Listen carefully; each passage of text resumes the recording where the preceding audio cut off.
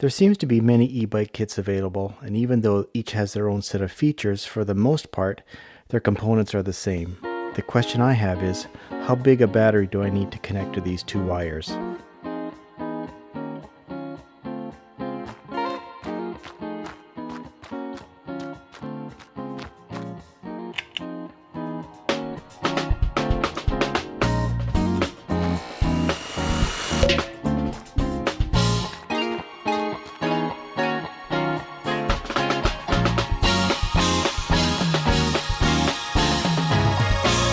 There are a few things that determine what my requirements would be.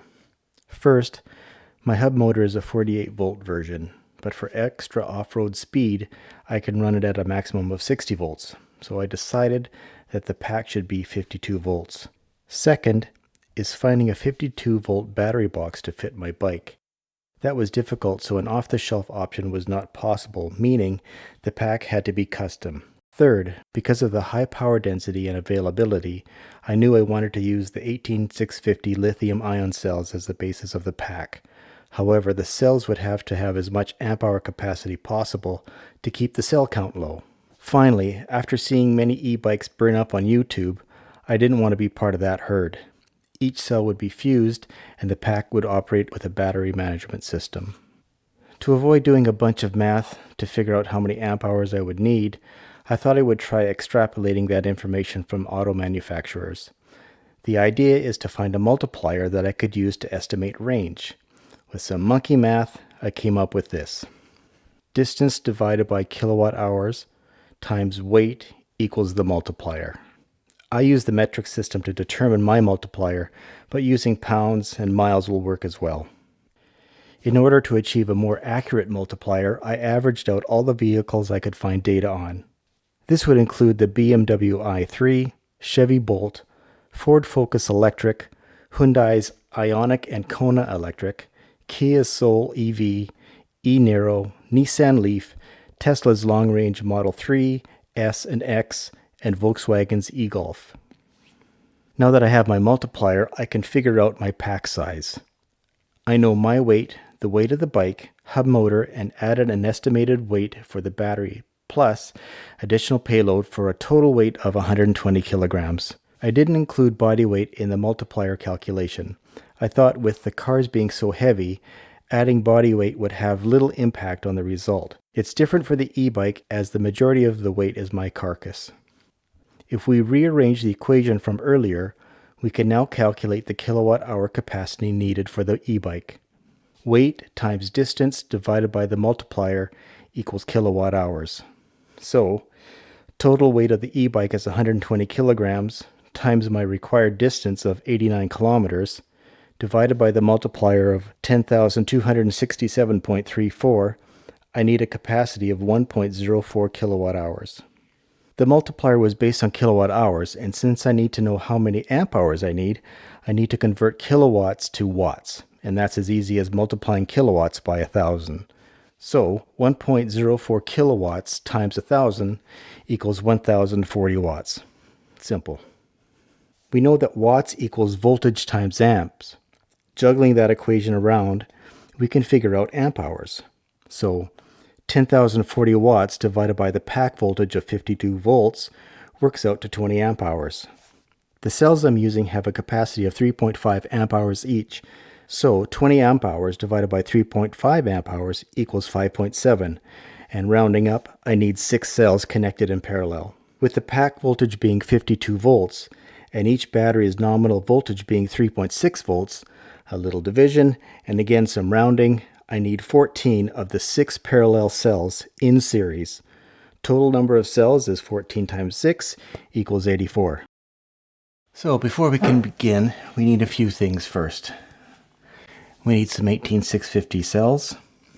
We need the cell holders. We need some fuse wire. This is magnet wire, and it is a 30 gauge, and it will handle 10 amps. And at 10 amps, it will fuse. It will blow. Some rosin. This is great for getting good solder flow on top of the 18650 cells with the fuse wire. Very important, I think. BMS for the battery pack. XT60 connector. I've got a hot glue gun. I have 10 gauge bus wire that I got from Home Depot. And then a soldering iron. This is a soldering station from Weller. Temperature is controlled by the tip that we use. So normally with PCB work, I use a number 7 tip. However, this one is a number 8 tip. It's a little bit hotter. This is a chiseled tip, and I think it's going to work very well. The things with 18650s, you want to get the heat in and out as quick as you can. The heat does damage to the cells on the terminals, internal components. Not so much on the positive side, but definitely on the negative side. Let's solder one of these bad boys up to the fuse wire. With magnet wire, there's an enamel on the outside to isolate it as an insulator. So when people wrap a coil of some sort, you don't want it shorting out to the next strand. So the enamel on the outside to isolate it. So before we can solder it to the 18650, we got to take off that enamel. And I'm just going to be using the soldering iron and some solder to burn it off. So I just give it a little bit of a solder on the end of the soldering iron and then tap it again. And it doesn't take much to burn off that enamel. And you can do it a couple of times just to make sure it's off.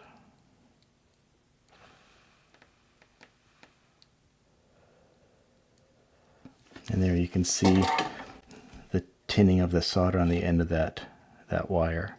So now we should be able to solder it to the 18650 pretty well. So that resin I was talking about, a rosin, I use this stuff because it seems to clean and provide a good flow on the terminals that you're soldering, or the wires that you're soldering. So I give it just a little bit on the end, and then the wire itself will slide onto it like that.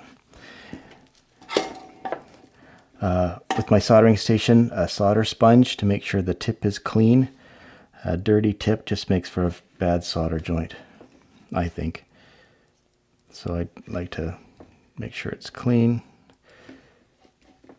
So now we'll put a little bit on the end of the soldering iron, apply it to the battery, touch with the solder, and it should be a good connection. Let's do it.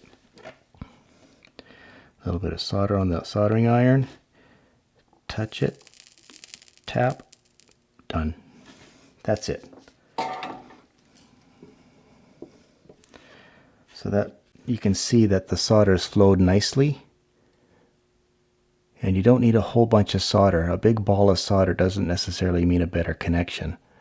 This will work just fine, and this battery will safely supply 10 amps, so that will be quite sufficient. So we can do that on the back side, the bottom side as well. I'll just put it into one of the holders. Same principle again. We've got to clean off the enamel or the insulator.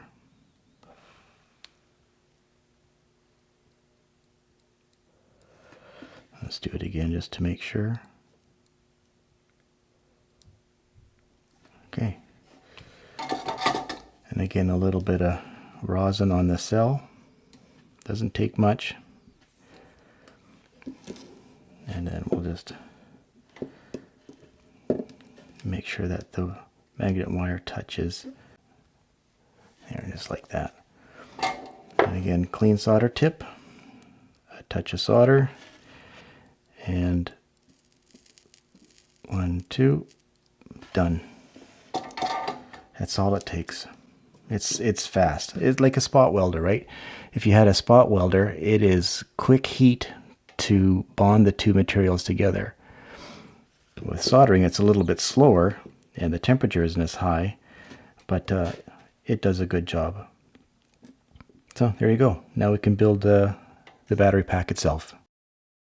The first thing I did was trace out the opening of the bike frame onto a piece of cardboard. This will be the shape of the battery pack, and we'll design it so that it fits as low as possible in the bike frame. With my cell holders, I laid out the shape of the pack, including a spot for the BMS. I used an online crafting program to figure out the best layout of the cells based on the pack shape, and then populated the holders with the cells. I started adding bus bars by stripping off the insulation, cutting them to length, and holding them in place with hot glue. Using the technique of soldering the fuse wires to the cells, I continued to connect the cells to the bus bars, being very cautious not to cause a short circuit condition. Once the cells were connected, I confirmed the pack voltage. Next is connecting the BMS. I mounted it on foam and held it in place with hot glue, then soldered the B- wire of the BMS to the last negative terminal of the pack with spade lugs. The cell group sensor wires are soldered to the bus bar of each positive terminal of the 14 6-parallel cell groups and then held in place with hot glue. To charge the pack, I used a connector from a ceiling fan installation and soldered one half of it to the same positive terminal as the XT60 connector and then to the C- wire of the BMS. The other half of the connector will be connected to a waterproof plug inside the battery case. To test the function of the BMS, I connected two 100 ohm 25 watt resistors in series as a load. The current load will be between 294 milliamps at full charge of 58.8 volts down to 175 milliamps at the BMS cutoff voltage of 35 volts. To confirm that we aren't exceeding the 25 watt power capacity of the resistors, we could multiply the maximum voltage by the maximum current to determine the wattage. Using the battery pack's maximum voltage, 58.8 volts, multiplied by the current through the 200 ohm resistor of 0.294 amps, we get 17.3 watts. That is under the resistor's power rating, so we're good. So let's test the pack. It turns out that it took about 91 hours to drain the pack to 36.3 volts, and would appear that the BMS protected the cells from over-discharge. That works out to 2.59 volts per each parallel cell group, and very close to the 20 amp hours we were shooting for.